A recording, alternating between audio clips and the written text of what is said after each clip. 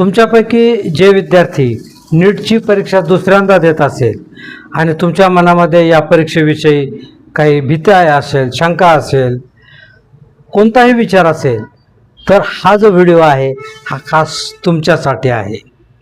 नमस्कार विद्यार्थी मित्रांनो, मी विजय गोळे सर आपलं सगळ्यांचं स्वागत करतो आहे.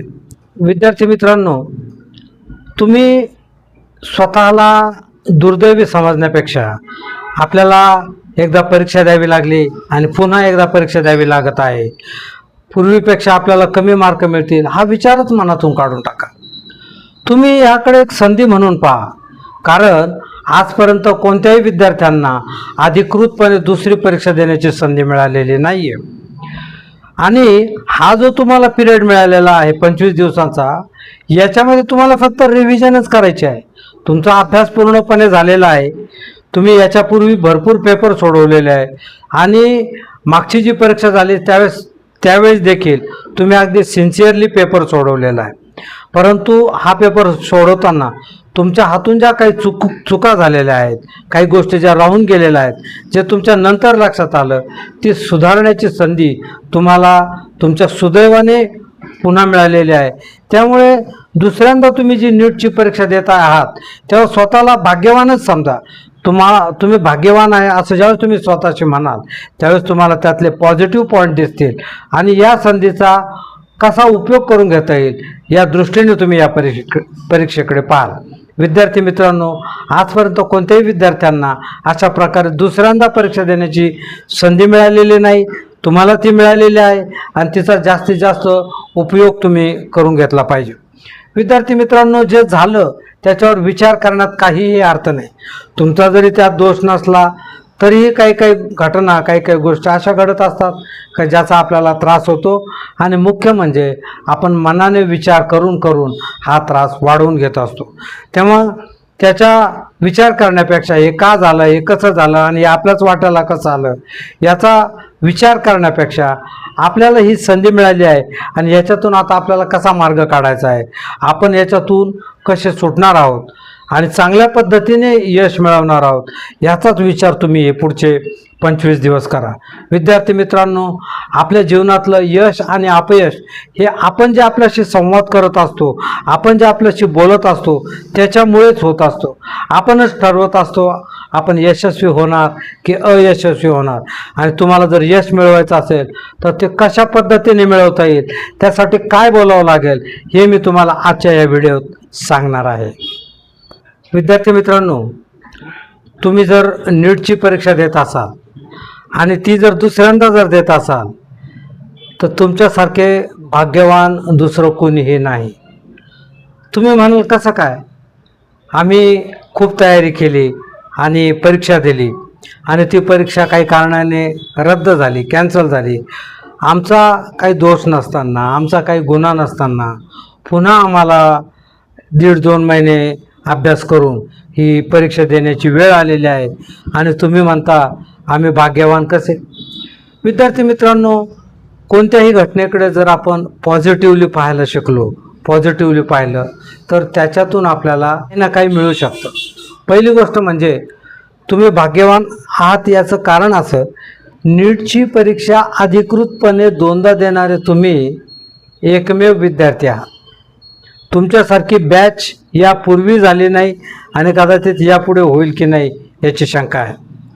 परंतु पूर्णपणे फायनल परीक्षा झाल्यानंतर पुन्हा तशीच परीक्षा देण्याची संधी मिळालेली तुम्ही एकमेव आहात की नाही. कमीत कमी मनाशी विचार करा की अशी संधी यापूर्वी कुणालाही मिळालेली नाही आणि तुम्हाला ही संधी मिळालेली आहे. विद्यार्थी मित्रांनो, अभ्यासाची पूर्ण तयारी करून आपण ज्यावेळेस परीक्षा हॉलमध्ये जातो त्यावेळेस आपल्या मनामध्ये एक विचार असतो की आपल्याला जर अजून अर्धा तास मिळाला तर मी एवढं वाचलं असतं, मी एवढं लक्षात ठेवलं असतं, खरं की नाही. आणि मग तुम्हाला किती वेळ मिळालेला आहे, जवळजवळ महिनाभराची अवधी मिळालेली आहे. हा व्हिडिओ तुमच्यापर्यंत येईल तेव्हापासून 25 दिवस तुमच्या हातात आहे. विद्यार्थी मित्रांनो, लक्षात ठेवा, फक्त 21 दिवस जरी कुठली गोष्ट केली तर आपली सवय देखील बदलू शकतो, आपला स्वभाव देखील बदलू शकतो. त्यामुळे हे जे 25 दिवस तुमच्या हातात आहे, या 25 दिवसांचा तुम्ही जर योग्य पद्धतीने वापर केला तर तुम्हाला या परीक्षेत तुम्ही आज जेवढे ठरवाल तेवढे मार्क मिळू शकतील, याची खात्री मी तुम्हाला देतो. विद्यार्थी मित्रांनो, तुम्ही सगळे नीटची परीक्षा देत आहेत, NIIT, आणि ही परीक्षा उत्तीर्ण झाल्यानंतर या परीक्षेत तुम्हाला अपेक्षित गुण मिळाल्यानंतर तुमच्यापैकी सगळ्यांची मेडिकलच्या क्षेत्रामध्ये निवड होणार आहे. वेगवेगळे मेडिकल कॉलेज तुम्हाला मिळणार आहेत आणि त्यानंतर तुम्ही सगळे डॉक्टर होणार आहात.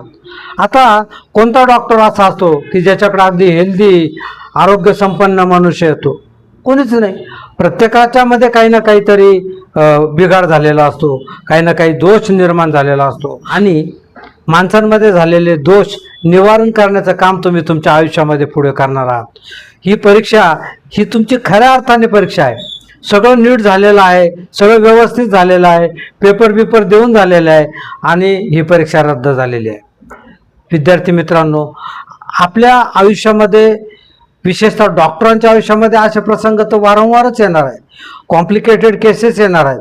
अशा वेळी स्थिर राहून, शांत राहून तुम्हाला त्यातून मार्ग काढावा लागणार आहे आणि त्या पेशंटला पूर्णपणे बरं करण्याची जबाबदारी तुम्ही घेणार आहात. त्याची ही पूर्वतयारी आहे. असं समजा की परिस्थिती कितीही बिघडली, कितीही क्रिटिकल झाली तरी आपल्याला त्यातून शांतपणे मार्ग काढता आला पाहिजे.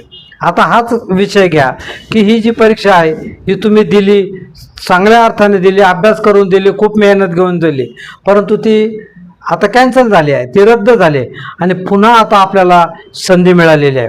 या 25 दिवसात तुम्ही जेवढा वेळ अभ्यास करा तेवढाच वेळ आपल्या मनाशी संवाद करा, आपल्या मनाला उभारी द्या, आपल्या मनाला चीअरअप करा. विद्यार्थी मित्रांनो, आपल्यापेक्षा दुसरं कोणीही आपल्या मनाला उभारी देऊ शकत नाही. आपलं सगळ्यांचं हे जे मन असतं हे निगेटिव्ह विचार करत असतं, तो त्याचा स्वभाव असतो.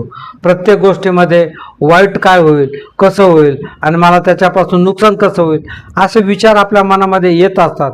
परंतु आपण स्वतःच त्याला पॉझिटिव्हली सांगायचं की माझा अभ्यास झालेला आहे, मी पूर्णपणे अभ्यास केलेला आहे, मी एकदा तर परीक्षा देऊन आलेलो आहे, चांगल्या पद्धतीने देऊन आलेलो आहे आणि मला ही दुसरी संधी मिळाली, या संधीचा मी पुरेपूर उपयोग करून घेणार आहे आणि मला नीटच्या या परीक्षेमध्ये मी जेवढे ठरवलेले आहे तेवढे गुण निश्चित मिळणार आहे. हा संवाद तुम्ही स्वतःशी दिवसातून 10, 20, 30, 40, 100 वेळा करा. विद्यार्थी मित्रांनो, आपल्याला माहीत असेल की आपले 2 मनं असतात, ज्याला एक कॉन्शियस माइंड आणि एक सबकॉन्शियस माइंड असं म्हणतात. म्हणजे आपण ज्याला मी म्हणतो, कॉन्शियस माइंड असतं त्या प्रत्येक गोष्टीची शहानिशा करतं आणि जे सबकॉन्शियस माइंड असतं ते कुठल्याही गोष्टीची शहानिशा करत नाही. त्याच्यापर्यंत एखादा विचार गेला तर तो पूर्णत्वात आणण्यासाठी ते मन तयार असतं, तत्पर असतं आणि त्याच्यामध्ये खूप प्रचंड ताकद असते. आजपर्यंत जे शोध लागलेले आहे, जे संशोधन झालेलं आहे, हे या मनाच्या साह्यामुळे झालेलं आहे, या मनाच्या मदतीमुळे झालेलं आहे आणि अशा या मनाची मदत आपण घेऊ शकतो. आपल्याकडं असं सामर्थ्यशाली मन आहे, त्या मनाला फक्त सांगायचं की माझा अभ्यास पूर्णपणे झालेला आहे आणि मला या नीटच्या परीक्षेमध्ये इतके मार्क मिळणार. तुम्हाला किती मार्क या परीक्षेमध्ये अपेक्षित आहे तो आकडा तुम्ही आजच पक्का करा. बहुतेकांनी तो केलेला असेल अशी मला खात्री आहे, पण जर नसेल केला तर आजच तुमचं जे मार्कशीट आहे ते तयार करा.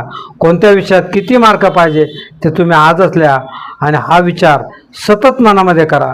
सतत मनाला सांगा की मला या पेपरमध्ये इतके मार्क मिळाले, या पेपरमध्ये इतके मार्क मिळाले, त्या पेपरमध्ये इतके मार्क मिळाले.